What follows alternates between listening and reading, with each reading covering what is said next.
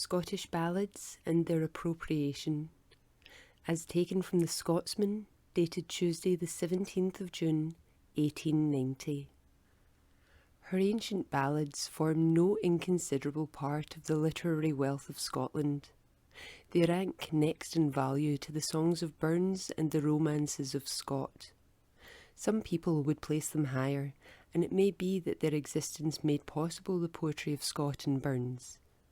Nobody, not even the envious foreigner, has disputed their beauty and their suggestiveness of a world of beauty lying all about them. A man may not be able to give a definition of poetry, but he can take those old Scottish ballads in his hand and say of them, "This is poetry."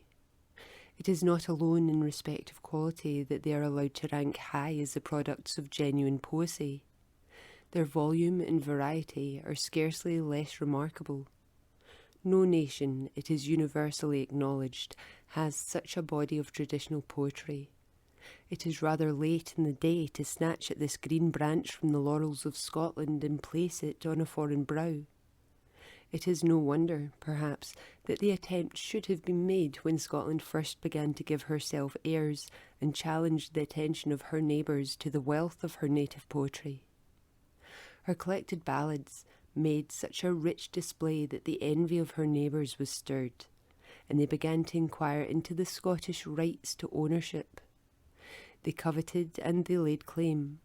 Now this and now that gem in the Scottish collection was pounced at. It was claimed for France, for Germany, for Denmark. Its original ownership was confidently supposed to be made out by the claimant, generally on the scantiest evidence, but the gems are still in the Scottish collection, and the covetous foreigner has either foregone his former claim or is cherishing his paste imitation. The most recent attempt to spoil the Scottish ballads and transfer them to Devonshire is foredoomed to the same fate. It is feebleness itself.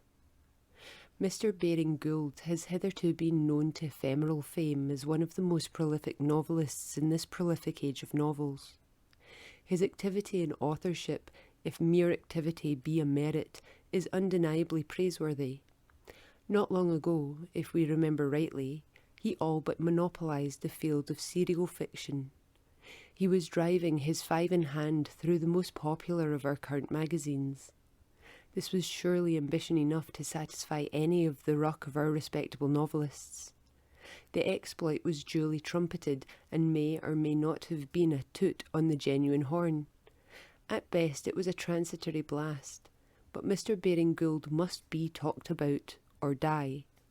He therefore elects, as our cousin across the sea ditch say, to be notorious rather than be unknown, and accordingly he makes an audacious assault upon the old Scottish ballads. The audacity is only equalled by the absurdity of the attack. His motive is partly jealousy of Scotland, partly English prejudice. It is amusing to observe the successive increments of audacity which the sympathy of his Cockney audience, credulous of the superiority in all things of the Southern, seems to have inspired in his infatuated breast. In his lecture at the Royal Institution the other day, he demanded that the ballads of Scotland, confessedly rich in the extreme, and those of England, confessedly mediocrity itself, should be thrown into one common stock and labelled hereafter the Ballads of Britain, or, which is the same thing, for England is bounded on the north by the Pentland Firth, the Ballads of England. This was insidious move the first. The motto of his move is the well-known one: what is yours is ours, and what is ours is our own. The next advance was to arrogate to England, England proper, as rich and varied a bundle of native ballad products as the Scottish collection, if, much virtue in this if, only they had been gathered at the right time some 100 years ago. It is admittedly too late now.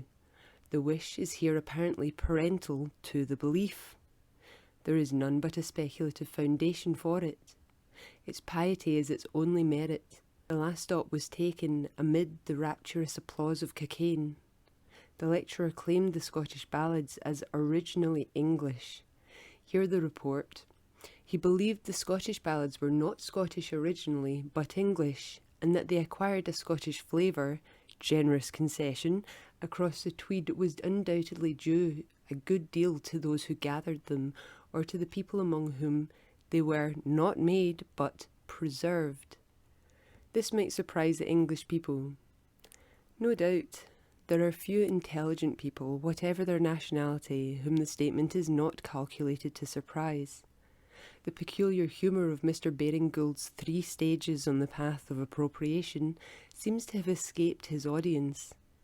It will scarcely elude the rational faculty of an Irishman in the following brief formula into which it admits of being condensed.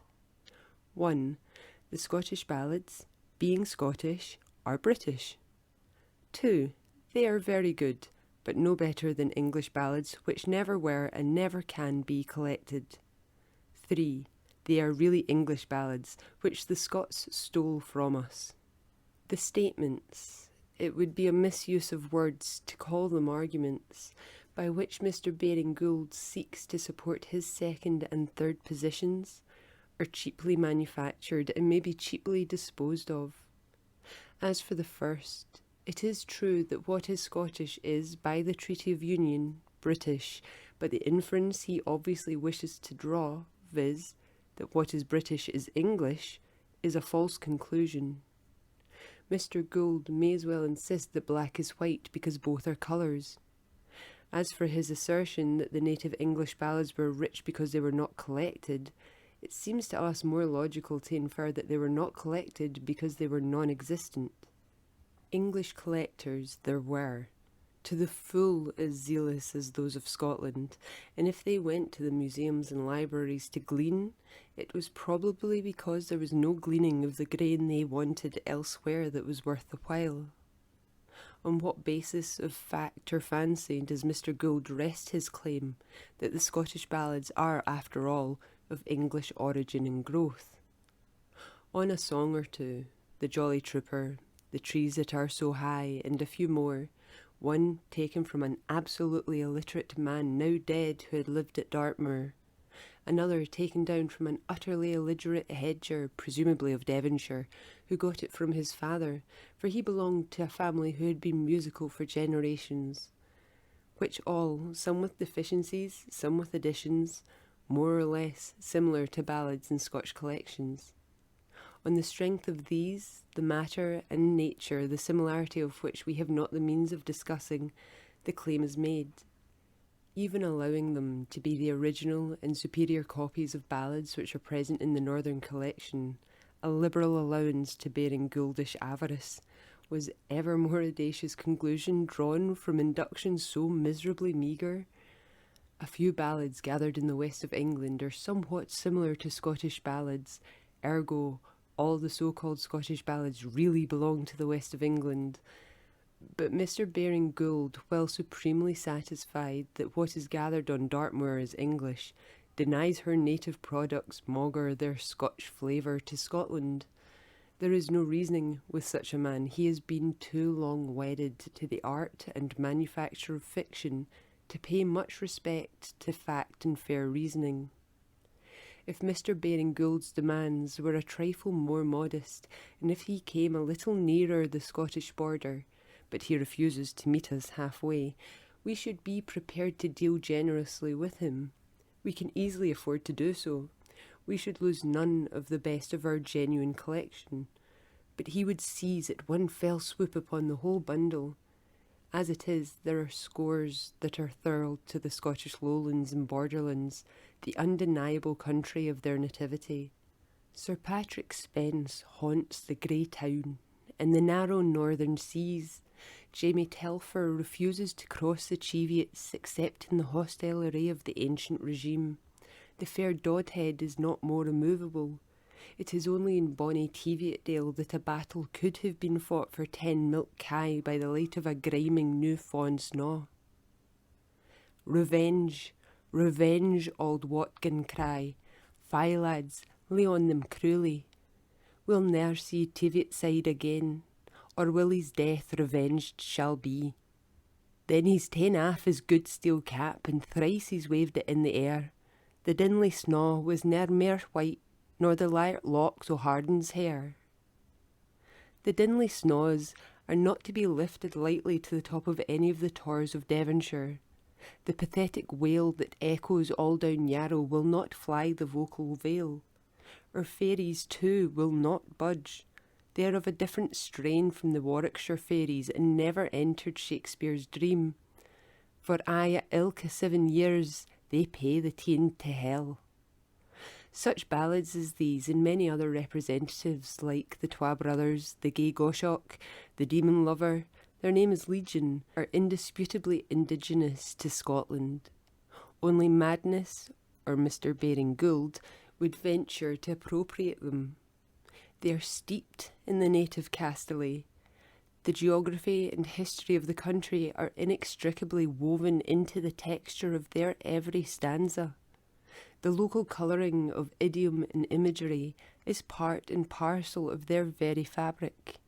Their beauty and their bouquet are as undeniably native to Scotland as are the gowans to her burn banks or the heather to her hills.